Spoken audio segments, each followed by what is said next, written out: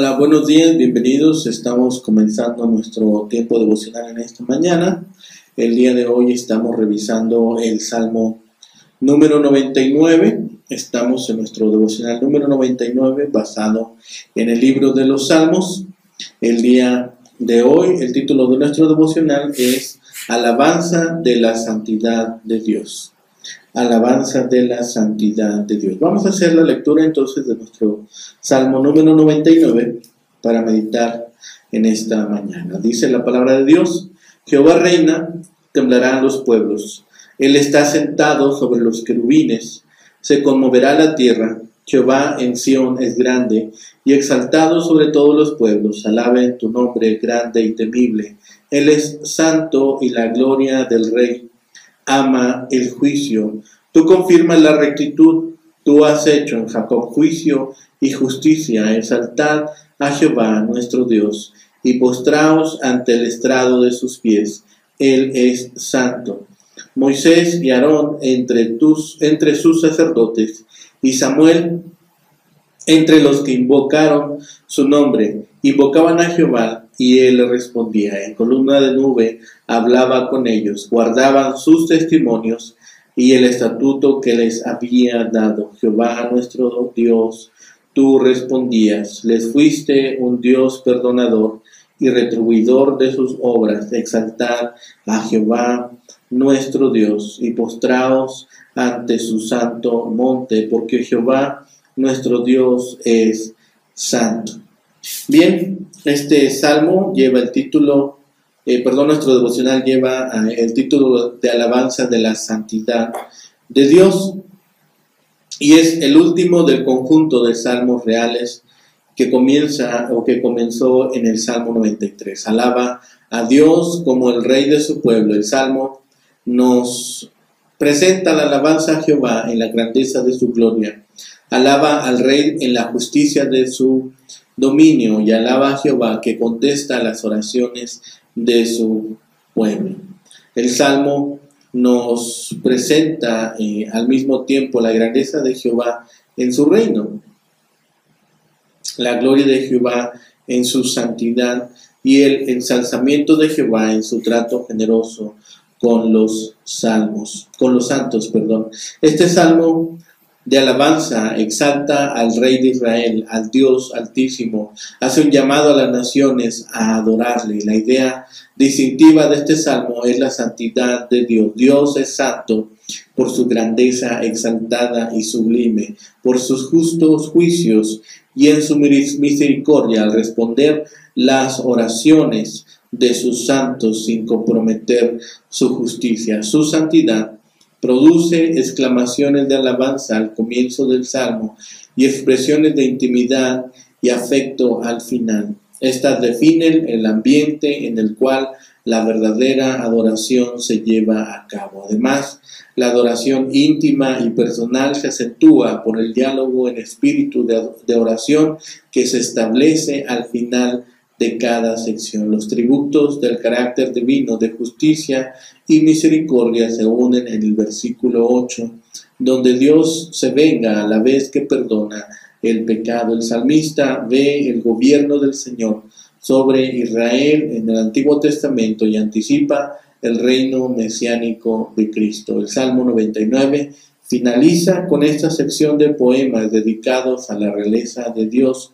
Son himnos que celebran la soberanía divina y que ponen claramente de manifiesto la importancia de la justicia y la verdad en la administración del Rey eterno. Este salmo, aunque destaca el tema de la misericordia divina, continúa y desarrolla los temas básicos de los poemas anteriores: el reinado del Señor, su poder centrado en Sión, su compromiso con la justicia y la revelación histórica de su naturaleza y las maravillas. Además, este salmo añade un nuevo elemento literario y temático de gran importancia teológica y práctica. Dios es santo. Como en los poemas anteriores, este salmo es un himno al Dios Rey que debe ser producto del periodo post-exílico. Igualmente, su contexto básico deben haber sido las fiestas anuales del pueblo particularmente las de cada año nuevo, que celebraban la soberanía del Señor y su poder extraordinario. La estructura literaria del Salmo puede entenderse de forma doble. La primera estructura divide el poema en 3 secciones identificables, como el título de Santo, que se ve en el versículo 3, 5 y 9.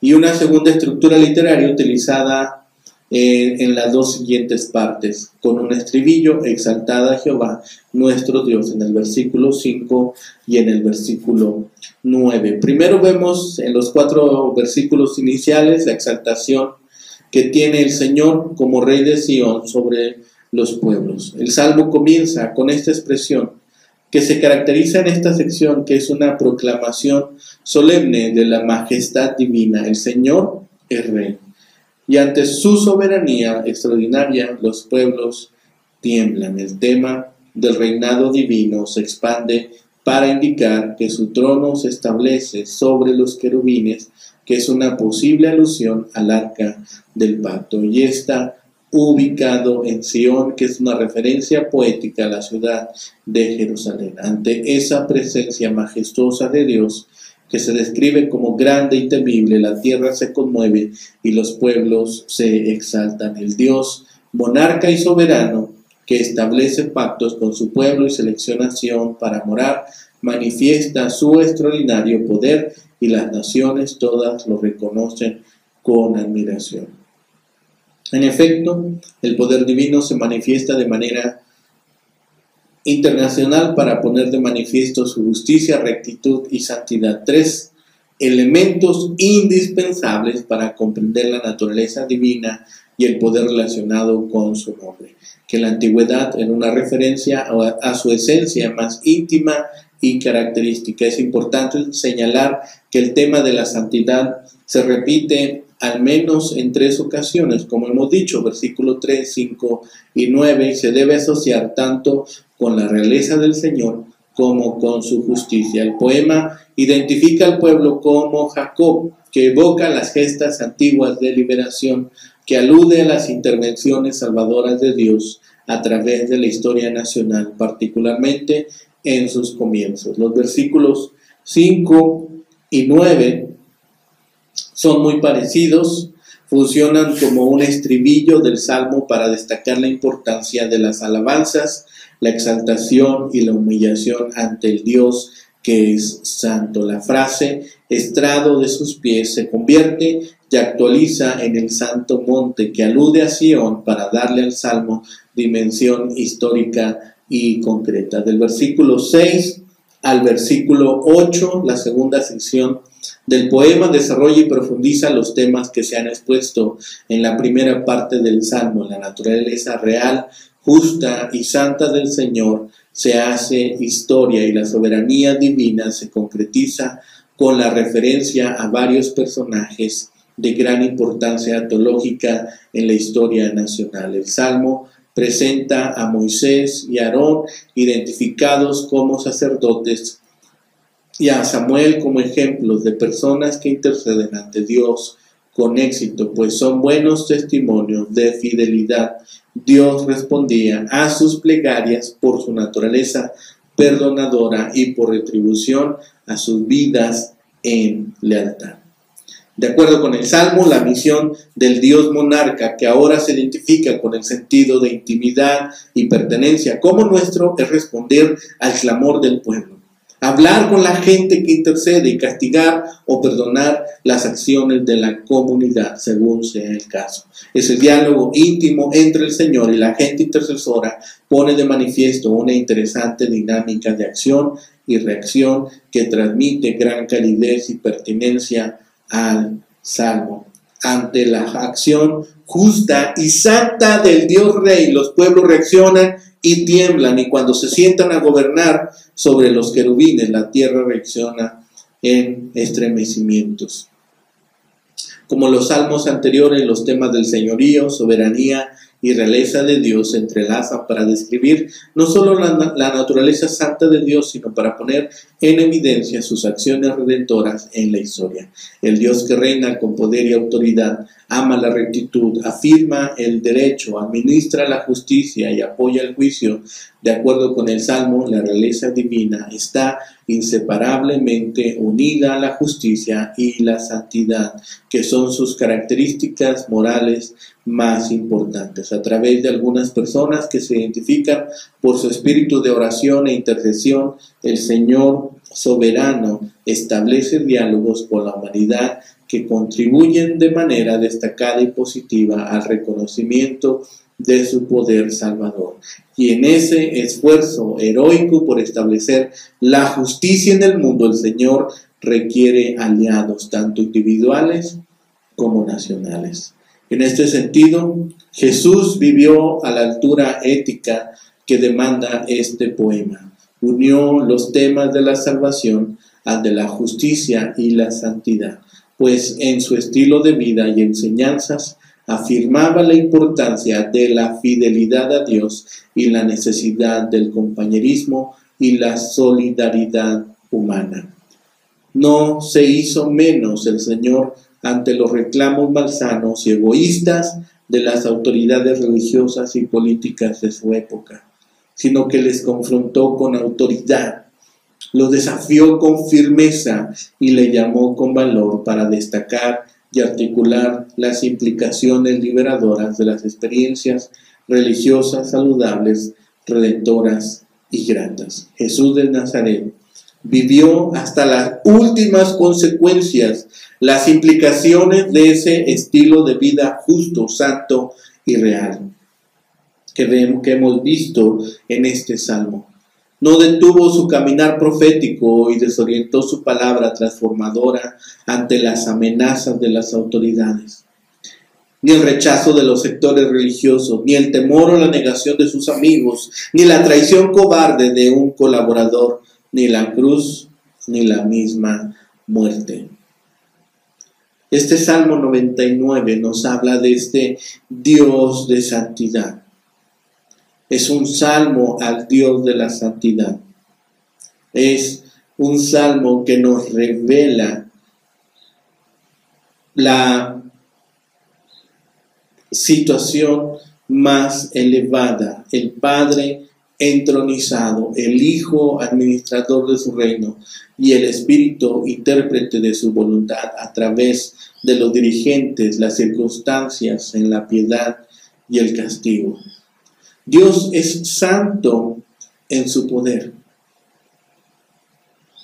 Está sentado sobre los querubines.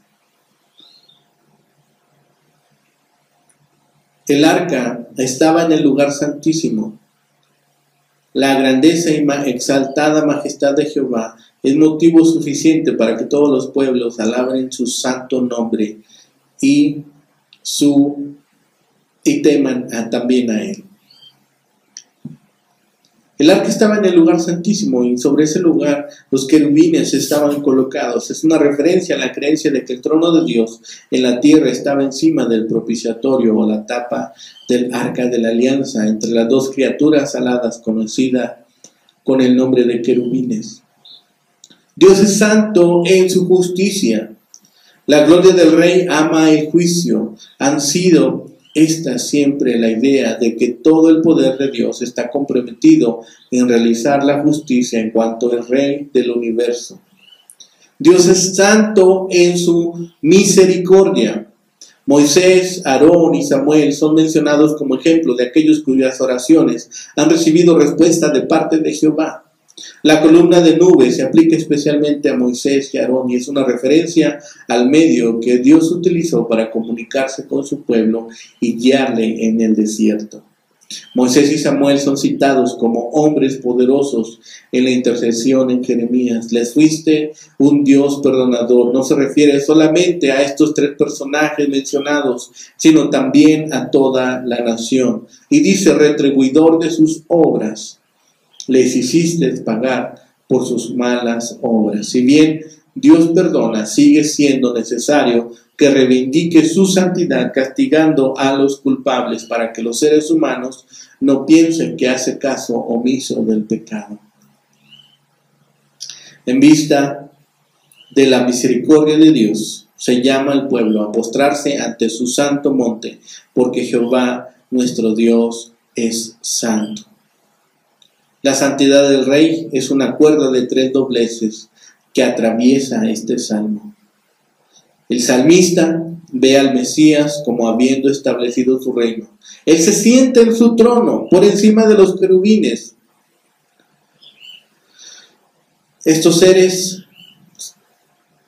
los querubines, son seres angelicales con cuerpo humano y alas. Tienen asignado el trabajo de vindicar la santidad de Dios en contra del pecado del ser humano.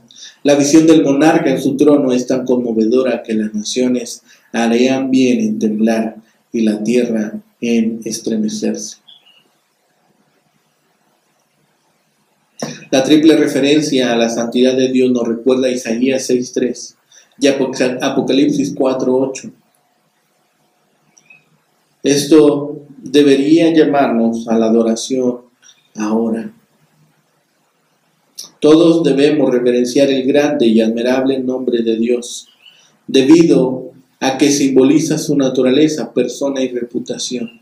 Sin embargo, el nombre de Dios se ha usado tan a menudo en las conversaciones coloquiales que hemos perdido de vista su santidad. Cuán fácil es en la vida cotidiana tratar a Dios a la ligera. Si lo llama su Padre, viva de acuerdo con la dignidad del hombre de la familia. Reverencie el nombre de Dios tanto en sus palabras como en sus vidas. Que no se nos olvide esta parte. La santidad de Dios es terriblemente aterradora para los pecadores, pero un consuelo maravilloso para los creyentes. Dios es perfecto en moral y está separado de la gente y del pecado. No tiene debilidades ni defectos. Para los pecadores esto es aterrador debido a que todas sus deficiencias y maldades están al descubierto con la luz de su santidad. Dios no puede tolerar pasar por alto ni disculpar el pecado. Para los creyentes, la santidad de Dios les consuela porque cuando lo adoramos, salimos del lodo del pecado. En la medida que creemos en Él, somos santificados. Demos gracias, pues, a Dios por esta fidelidad que Dios siempre ha mostrado a su pueblo, por esta fidelidad que Dios está dispuesto a llevar adelante. Seamos fieles, seamos esforzados, pero sobre todo alabemos el nombre de Dios por su fidelidad. Alabemos a Dios por su misericordia y alabemos a Dios por su justicia. Que esa sea nuestra oración hoy en este día. Que el Señor les bendiga, que tengan un excelente día.